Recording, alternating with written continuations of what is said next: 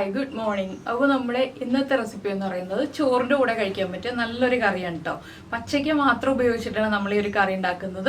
അപ്പോൾ നിങ്ങൾ ഈ രീതിയിൽ പച്ചക്കറി ഉണ്ടാക്കി നോക്കിയിട്ടില്ലെങ്കിൽ ഉറപ്പായിട്ടും ട്രൈ ചെയ്ത് നോക്കിക്കോളൂ, നന്നായിട്ട് ഇഷ്ടപ്പെടും. കുറച്ച് തിക്കായിട്ടുള്ളൊരു കറിയാണ്, ഒരുപാട് ലൂസായിട്ടുള്ള ഒഴിച്ചു കറിയല്ല, പക്ഷേ ചോറിൻ്റെ കൂടെ വളരെ പെർഫെക്റ്റ് ആയിട്ടുള്ളൊരു കറിയാണ്. അപ്പോൾ എന്തായാലും ട്രൈ ചെയ്ത് നോക്കിയിട്ട് അഭിപ്രായം പറയണം കേട്ടോ.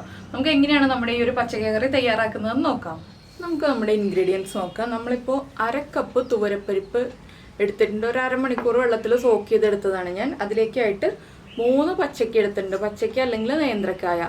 ഇത് വലുതാണെങ്കിൽ ഒരെണ്ണം മതി, ചെറുതായതുകൊണ്ടാണ് ഞാൻ 3 എടുത്തിട്ടുള്ളത് കേട്ടോ. അധികം വലിപ്പമില്ലല്ലോ, ഇത്രയും വലിപ്പമല്ലേ ഉള്ളൂ, അതുകൊണ്ടാണ് 3. വലിയ നേന്ത്രക്കായ ആണെങ്കിൽ ഒരു നേന്ത്രക്കായ്ക്ക് 1/2 കപ്പ് പരിപ്പ്, അതാണ് കണക്ക്. പിന്നെ ഒരു കപ്പ് തേങ്ങ ചിരവിയത് എടുത്തിട്ടുണ്ട്.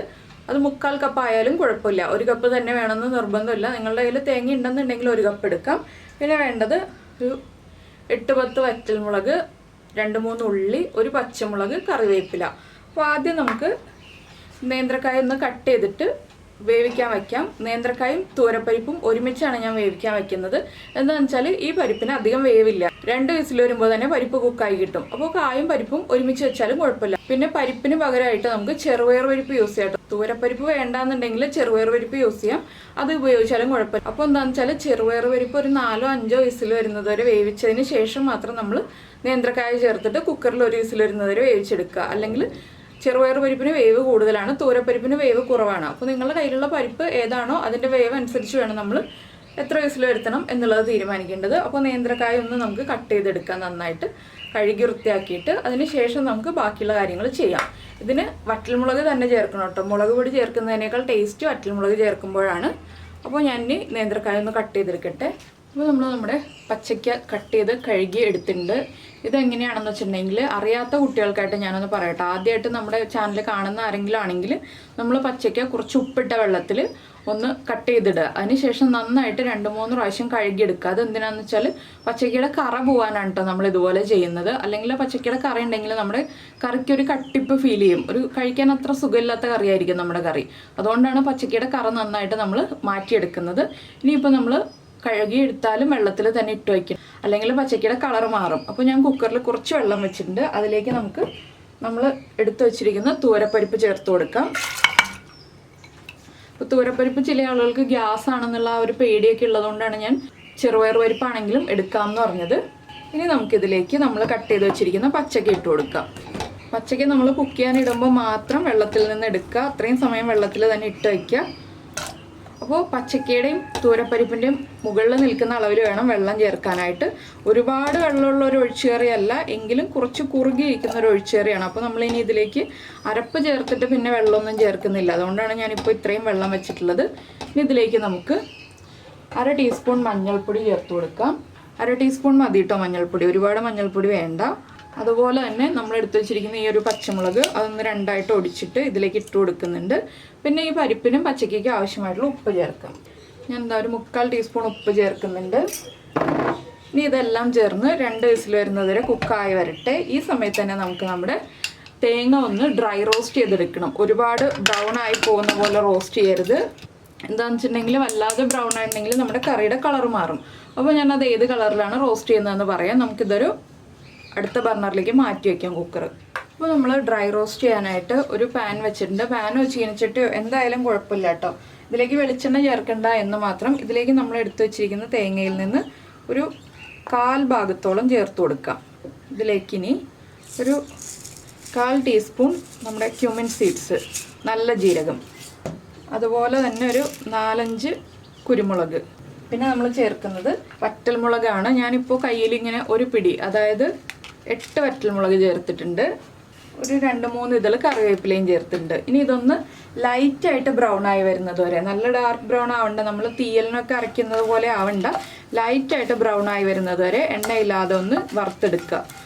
വറുത്തെടുക്കുക എന്ന് പറഞ്ഞിട്ടുണ്ടെങ്കിൽ തേങ്ങയുടെ കളർ വല്ലാതെ മാറിപ്പോയിട്ടുണ്ടെങ്കിൽ നമ്മുടെ കറി തീയൽ പോലെ ആയിപ്പോവും. അപ്പോൾ ഒന്ന് കളർ മാറി വരാനേ പാടുള്ളൂ. ഇതിലേക്ക് ഇനിയിപ്പോൾ വേറെ പൊടികളൊന്നും നമ്മൾ ചേർക്കുന്നില്ല. നിങ്ങൾ മുളക് പൊടി ചേർക്കുന്നുണ്ടെങ്കിൽ, വറ്റൽമുളക് ഇല്ലാന്നുണ്ടെങ്കിൽ മുളക് പൊടി ചേർക്കുന്നുണ്ടെങ്കിൽ അത് ചേർക്കേണ്ട സ്റ്റേജ് ഞാൻ പറയാം. പക്ഷെ വറ്റൽമുളക് അരച്ച് ചേർക്കുമ്പോഴാണ് ടേസ്റ്റ് കൂടുതലുണ്ടാവുക. അപ്പോൾ നമുക്കിനി ഇതൊന്ന് ചൂടായി കളറൊന്ന് മാറി വരുന്നത് വരെ ഇളക്കി കൊടുക്കാം. അപ്പോൾ നമ്മുടെ തേങ്ങ ഉണ്ടോ ഇതുപോലെ ഒന്ന് കളർ മാറി തുടങ്ങുന്നുണ്ട്. ഇത്രയും മതി, നമുക്ക് ഫ്ലെയിം ഓഫ് ചെയ്യാം. അപ്പോൾ നമ്മുടെ മുളകൊക്കെ ഒന്ന് കുക്കായി വന്നിട്ടുണ്ട്, ആ ജീരകമൊക്കെ കുക്കായിട്ടുണ്ട്. ഇനി നമുക്കിതൊന്ന് ചൂട് മാറി വരുമ്പോൾ മിക്സിയിൽ വെള്ളം ചേർത്ത് അരച്ചെടുക്കും. വെള്ളം ചേർക്കാതെ അരയ്ക്കരുത്, വെള്ളം ചേർത്ത് തന്നെ അരച്ചെടുക്കണം കേട്ടോ, അപ്പോഴേ പെർഫെക്റ്റ് ആവുള്ളൂ. എന്താണെന്ന് വെച്ചിട്ടുണ്ടെങ്കിൽ അരഞ്ഞു കിട്ടാൻ ബുദ്ധിമുട്ടായിരിക്കും വെള്ളം ചേർക്കാതെ അരച്ചിട്ടുണ്ടെങ്കിൽ. നമ്മൾ നന്നായിട്ട് വറുത്തിട്ടല്ലല്ലോ അരയ്ക്കുന്നത്. അപ്പോൾ ഈ ഒരു കളറാകുമ്പോൾ ഫ്ലെയിം ഓഫ് ചെയ്തിട്ട് ഒന്ന് ഇളക്കി കൊടുത്തുകൊണ്ടിരിക്കുക, അല്ലെങ്കിൽ പാനിൻ്റെ ചൂട് കൊണ്ട് വേഗം കളർ മാറിപ്പോവും. അപ്പോൾ കളർ മാറാതിരിക്കാനായിട്ട് നമ്മൾ ഇതുപോലെ ഒന്ന് ഇളക്കി കൊടുക്കുക. പിന്നെ നിങ്ങൾ മുളക് പൊടിയാണ് ചേർക്കുന്നതെങ്കിൽ എരിവുള്ള മുളക് പൊടി ഒരു 3/4 ടീസ്പൂൺ ഈ ഒരു സ്റ്റേജ് ആകുമ്പോൾ ചേർത്ത് കൊടുത്തിട്ട് ഒരു അര മിനിറ്റ് ഒന്ന് ഇളക്കി കൊടുത്തിട്ട് ഫ്ലെയിം ഓഫ് ചെയ്യാം. കാശ്മീരി ചില്ലി പൗഡർ ആണെങ്കിൽ ഒരു 1.25 മുതൽ 1.5 വരെ, അത് നമുക്ക് എത്ര കളർ വേണം എന്നുള്ളതനുസരിച്ച് 1.25 മുതൽ 1.5 വരെ ടീസ്പൂൺ കാശ്മീരി ചില്ലി പൗഡർ ചേർക്കാം.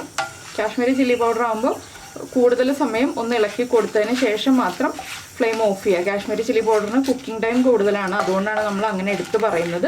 അപ്പോൾ ഇനി നമുക്കിത് അരച്ചെടുക്കാം. നമ്മുടെ കുക്കറിന് 2 വിസിൽ വരുകയും ചെയ്യട്ടെ. അപ്പോൾ നമ്മുടെ കായും പരിപ്പുമൊക്കെ നന്നായിട്ട് വെന്ത് വന്നിട്ടുണ്ട്. ഇത് കണ്ടോ, പരിപ്പും നന്നായിട്ട് കുക്കായിട്ടുണ്ട്, കായും കുക്കായിട്ടുണ്ട്. ഇനി ഇതൊന്ന് ചെറുതായിട്ട് ഉടച്ചു കൊടുക്കാം. ഒരുപാട് അങ്ങ് ഉടച്ചു കൊടുക്കേണ്ട, എന്താണെന്ന് വെച്ചിട്ടുണ്ടെങ്കിൽ പരിപ്പ് ഉള്ളതുകൊണ്ട് തന്നെ വേഗം കുറുകി വരും. അതുകൊണ്ട് നമ്മൾ ഒരുപാട് ഉടയ്ക്കേണ്ട ആവശ്യമില്ല, ചെറുതായിട്ടൊന്ന് ഉടച്ചു കൊടുക്കുക. ഇനി നമ്മൾ ഇതിലേക്ക് ചേർക്കുന്നത് നമ്മൾ അരച്ചു വെച്ചിരിക്കുന്ന അരപ്പാണ്.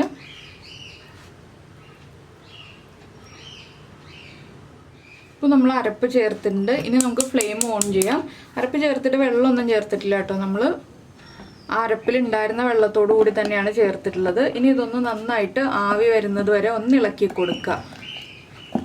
നന്നായിട്ടൊന്ന് ആവി വരണം. അപ്പോൾ ഈ സമയത്ത് നമ്മൾ എടുത്തു വെച്ചിരിക്കുന്ന ഉള്ളി ഉണ്ടല്ലോ, ഉള്ളിയും ബാക്കിയുള്ള വറ്റൽമുളകും ഒക്കെ ഒന്ന് കട്ട് ചെയ്ത് വെക്കുക കേട്ടോ. ഉള്ളി റൗണ്ടിൽ കട്ട് ചെയ്ത് വെക്കുക. അതുപോലെ തന്നെ വറ്റൽമുളക് 2ആയിട്ടോ 3ആയിട്ടോ നിങ്ങളുടെ ഇഷ്ടത്തിനനുസരിച്ച് വലിപ്പം തീരുമാനിച്ചിട്ട് അതൊന്നും കട്ട് ചെയ്ത് വെക്കുക. ഇത് നന്നായിട്ടൊന്ന് ആവി വരട്ടെ.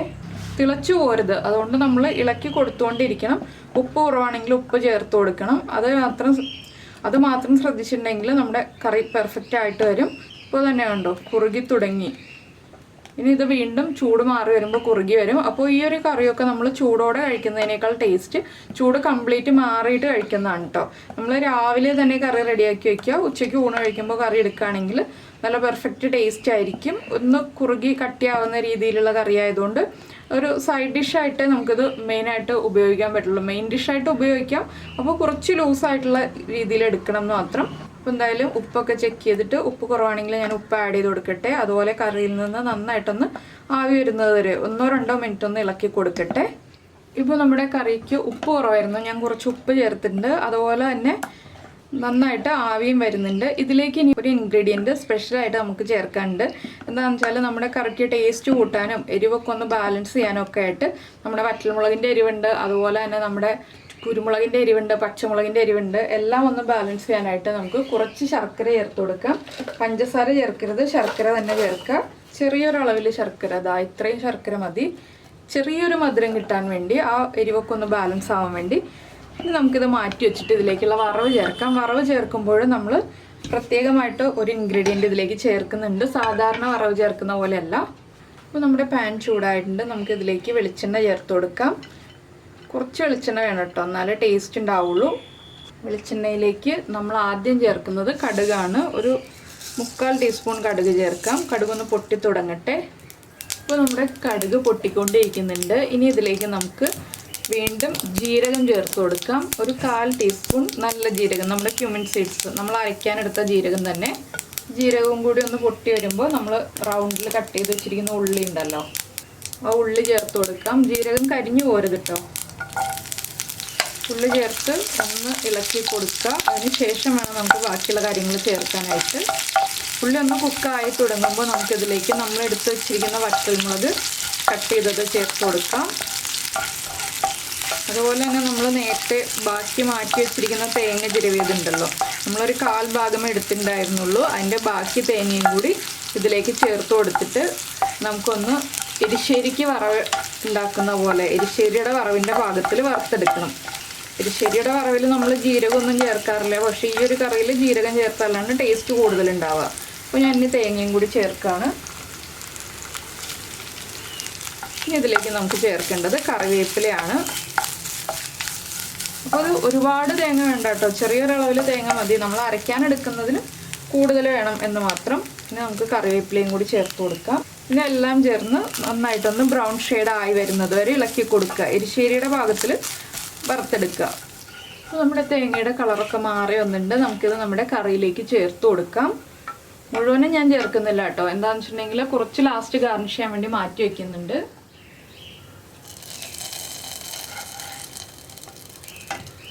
ഇത്രയുമേ ഇപ്പോൾ ചേർക്കുന്നുള്ളൂ. ഇനി നമുക്ക് നന്നായിട്ടൊന്ന് ഇളക്കി മിക്സ് ചെയ്യാം.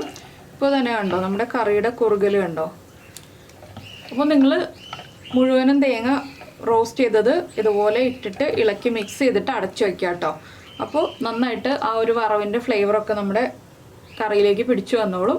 അപ്പോൾ നിങ്ങൾക്ക് എല്ലാവർക്കും ഈ ഒരു റെസിപ്പി ഇഷ്ടമായിട്ടുണ്ടാകുമെന്ന് വിചാരിക്കുന്നു. 2 പച്ചക്ക ഉണ്ടെങ്കിൽ എളുപ്പത്തിൽ ഉണ്ടാക്കാൻ പറ്റുന്ന റെസിപ്പിയാണ്. ചോറിൻ്റെ കൂടെ നല്ലൊരു കോമ്പിനേഷനാണ്. പരിപ്പ് എല്ലാവരുടെയും വീട്ടിലുള്ള കാര്യമല്ലേ. അപ്പോൾ എന്തായാലും എല്ലാവരും ഒന്ന് ട്രൈ ചെയ്ത് നോക്കൂ, നന്നായിട്ട് ഇഷ്ടപ്പെടും. ആ ശർക്കരയുടെ ചെറിയൊരു മധുരവും അതുപോലെ തന്നെ നല്ലൊരു എരിവും ഒക്കെ ചേർന്നിട്ടുള്ള ഒരു കറിയാണിത്. അപ്പോൾ ഇതിലേക്ക് പുളി ചേർക്കണ്ടേ തക്കാളി ചേർക്കണ്ടേ എന്നൊന്നും ചോദിക്കരുത് കേട്ടോ. അത് ചേർത്തിട്ടുണ്ടെങ്കിൽ പെർഫെക്റ്റ് ആവില്ല. അപ്പോൾ എന്തായാലും എല്ലാവരും ട്രൈ ചെയ്ത് നോക്കിയിട്ട് ഇഷ്ടമായിട്ടുണ്ടെങ്കിൽ നമ്മുടെ വീഡിയോയുടെ താഴെ ഒന്ന് കമൻറ്റ് ചെയ്യാനും ലൈക്ക് ചെയ്യാനും മറന്നു പോരുത് കേട്ടോ. പിന്നെ നമ്മുടെ ചാനൽ ആദ്യമായിട്ട് കാണുകയാണെങ്കിൽ നമ്മുടെ വീഡിയോ പ്രസൻറ്റ് ചെയ്യുന്ന രീതിയൊക്കെ ഇഷ്ടമായിരുന്നുണ്ടെങ്കിൽ നമ്മുടെ ചാനലൊന്ന് സബ്സ്ക്രൈബ് ചെയ്യണേ. സബ്സ്ക്രൈബ് ചെയ്യുന്നതിന് ഈ വീഡിയോയുടെ താഴെയുള്ള റെഡ് സബ്സ്ക്രൈബ് ബട്ടൺ ഒന്ന് ക്ലിക്ക് ചെയ്യുക. അതിൻ്റെ റൈറ്റ് സൈഡിലുള്ള ബെല്ലൈക്കണും ക്ലിക്ക് ചെയ്യുക. അപ്പോൾ ഓൾ എന്ന് പറഞ്ഞിട്ടൊരു ഓപ്ഷൻ വരും. ആ ഓളും കൂടി പ്രസ് ചെയ്തിട്ടുണ്ടെങ്കിൽ ഞാൻ എപ്പോഴും വീഡിയോ അപ്ലോഡ് ചെയ്യുമ്പോൾ നിങ്ങൾക്ക് നോട്ടിഫിക്കേഷൻ വരും. പിന്നെ പ്രത്യേകം പറഞ്ഞ കാര്യം ശ്രദ്ധിക്കുക, ചൂട് കംപ്ലീറ്റ് മാറിയിട്ട് കഴിക്കുക. അപ്പോൾ നമുക്ക് എന്തായാലും നമ്മുടെ അടുത്ത റെസിപ്പിയുമായിട്ട് അടുത്ത ദിവസം വീണ്ടും കാണാം.